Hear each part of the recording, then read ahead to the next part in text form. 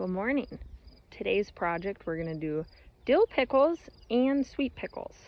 So right now I'm out in the garden to harvest some of this dill to take in to start on the pickles. I was thinking maybe I'd do a little tutorial on picking this. So some of these I want to go to seed so I can collect my own seed. But my sister-in-law told me she just snipped hers off and then they just grew more heads. So I've already picked 4, but I think I'm going to take this one. So I'm just going to take them right here. Do that one. See how these are.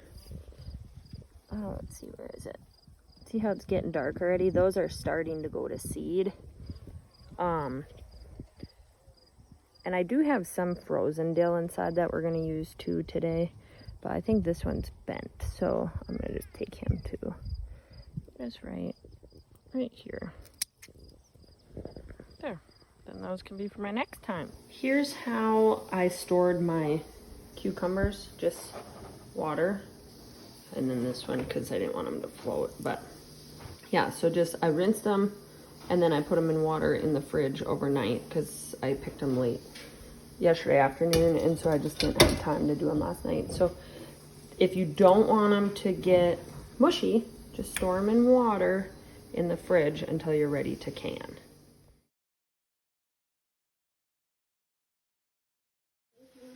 Okay, here's some options for dill. This is from last year, vacuum sealed, kept in the freezer. It doesn't look super appetizing. It kind of mushes all together. Smells great. Smells just like dill. That's where I like freezing stuff, because it really maintains its scent and flavor. This is stuff I just picked. Here's our cucumbers. This is 4 pounds. Our recipe today calls for 4 pounds of cucumbers, and then white vinegar, pickling salt, and mustard seed. I forgot that the recipe calls for garlic too. So this is a great job for littles to peel all the garlic and just throw the whole clove into your jar. Okay, so you're gonna cut off your blossom end, because sometimes it's bitter, and then this one has part of the stem on it. I'm gonna cut that end too. So you don't need to cut much, but at least I don't cut much. I think some people say to cut like an inch or a half inch, but I don't really like cutting that much off.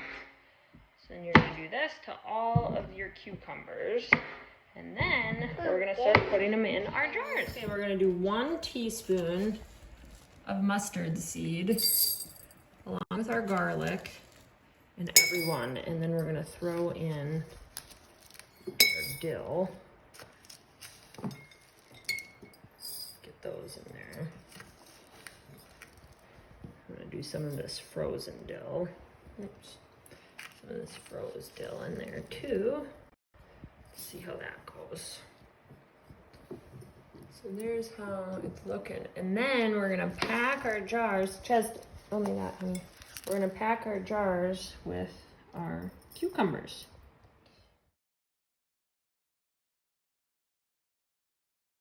All right, so I like to have the jar tipped on its side, because then you can just kind of stick everything in and it's not just bunched at the bottom of the jar. So then I just basically try to pack them in there so they're nice and tight in there, and then so the jar is nice and full.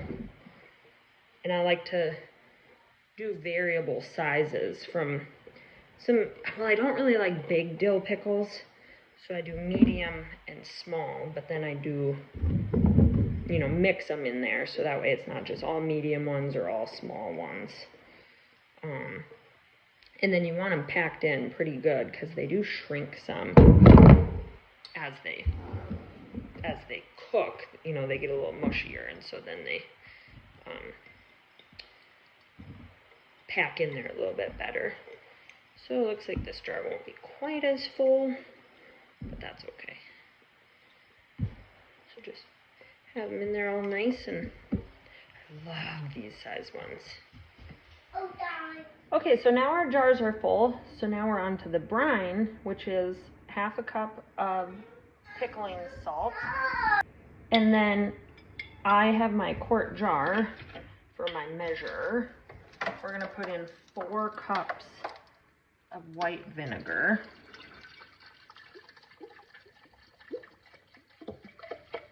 Ooh, I might need a bigger pan. Let's see, that is 3 cups.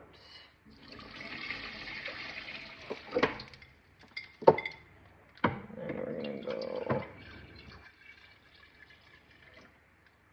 4 cups, and then 4 cups of water.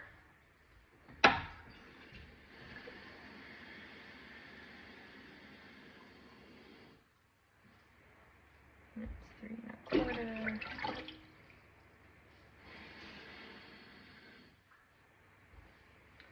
Okay, 4 cups water. So 4 cups white vinegar, 4 cups water, 1/2 cup of salt, and then you're gonna just put this on heat, stirring until your salt is dissolved, and then it's ready to be poured into our jars.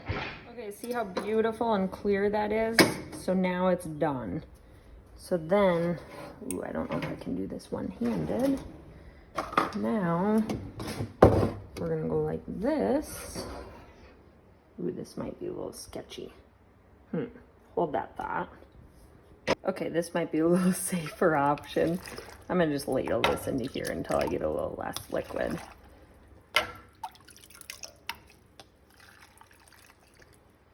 So you're gonna fill your jar to about a 1/2 inch to inch of headspace. See? And then grab your next one. And then you're gonna do this until all 4 of your jars, or 8, or this recipe says for 8 pints, but I wanted quarts because I like to save my pints for other stuff that we like smaller quantities for. But yeah, so you're just gonna go like this till it's full, and then we will get them ready to put in the water bather. Okay, so once your jars are full, you just wipe your rims with a damp cloth. And then you grab your lids and rings, screw on, finger tight.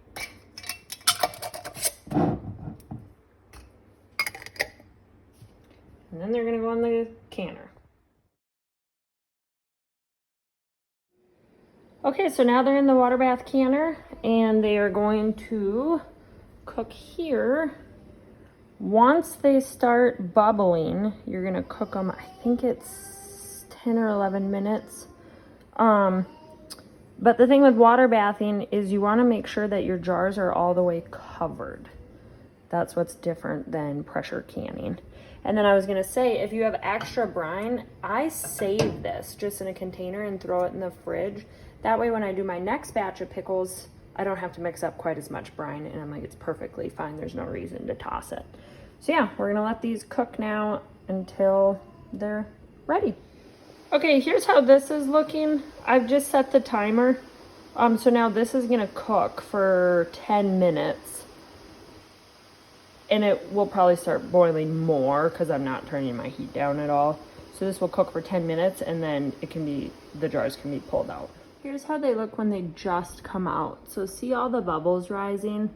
That's what you want, because then that means that they got nice and hot and like cooked all the way through basically. And so that's what I always look for. Okay, so couple notes. If you have some that don't seal, this one did not seal for me yet. It's still warm, but I don't think it's going to. So I'm gonna put this in the fridge. And the recipe says let them sit for 2 to 4 weeks, because then the flavor will really get into the pickles or into the cucumbers. So yeah, I usually let them sit and cool all the way. Then I pull the rings off. This one's already loose.